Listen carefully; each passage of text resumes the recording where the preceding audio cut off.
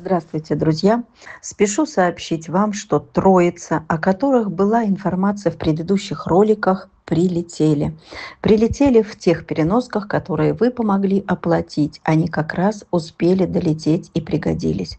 Троица – это от болеющей женщины забранные. Лабр, который жил у нее, спасенный с дач, оставленный умирать на цепи в мороз на дачах, и типа спаниеля, который увязался за ней, пройдя весь город, а покормив его, не смогла выпроводить на мороз.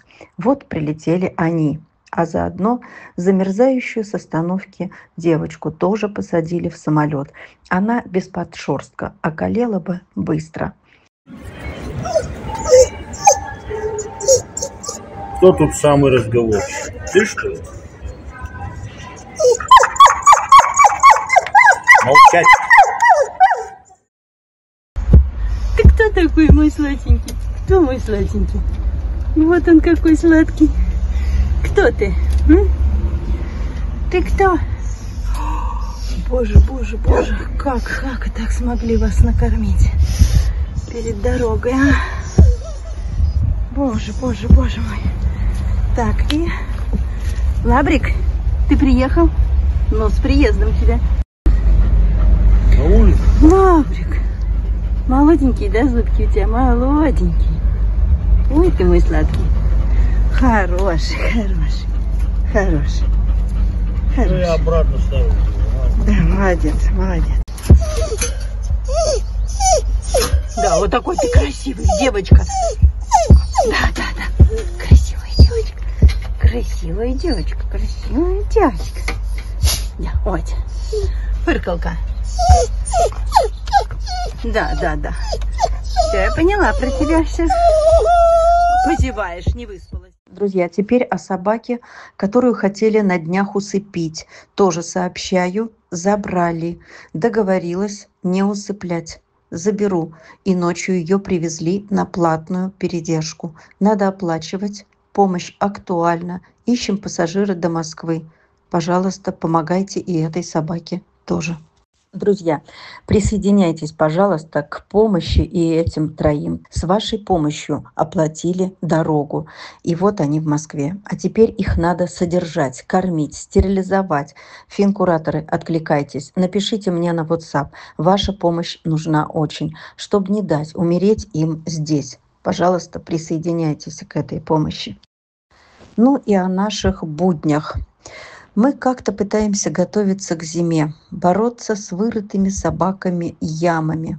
Песок привезли в рассрочку, оплатить 20 тысяч нет, дорого. Привезли старенькую бытовку за 20 тысяч с дырявой крышей. Надо перекрывать крышу, залатать стену. Взяли хоть что-то из теплого. Цены на хорошее зашкаливают за 100. Листы на крышу надо докупать и создать внутри собакам комфорт. Это я делюсь нашими буднями, чтобы вы понимали, как стараются передержки. Хоть что-то улучшить собакам, не имея денег. И дырявая, и старенькая. Все хорошо от дождя и снега по нашей бедности. Ну вот, привезли, поставили. В принципе, за такие деньги состояние очень.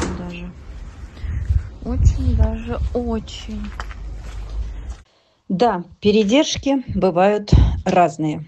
И плохие передержки меня тоже не обошли. Где ничего не делалось для животных, где не делились буднями, не показывали, как живут собаки. Мои обращения прислать видео игнорировались. И такие передержки я тоже прошла. С горьким опытом и последствиями смерти. И так ценно иметь порядочных людей, которые стараются для животных, несмотря на бедность, отсутствие своевременной оплаты с моей стороны и нехватку денег от благотворителей. Вот, пишут.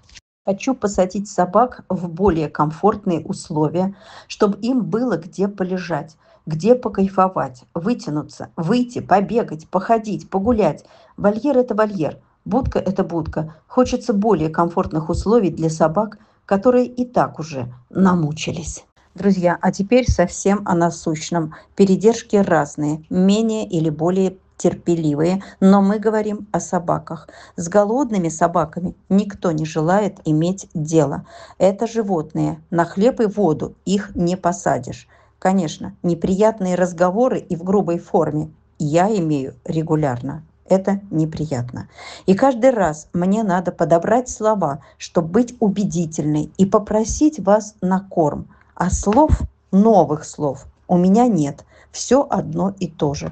Корм всегда заканчивается. Собранных денег хватает раздать на передержки по 20-40 тысяч, а на них тонну не купишь. И поэтому корм снова и всегда заканчивается. Мы давно не объявляли День стольника. Давайте, друзья, собирать. И на корм тоже. Я объявляю 3 дня стольника. Пожалуйста, помогайте.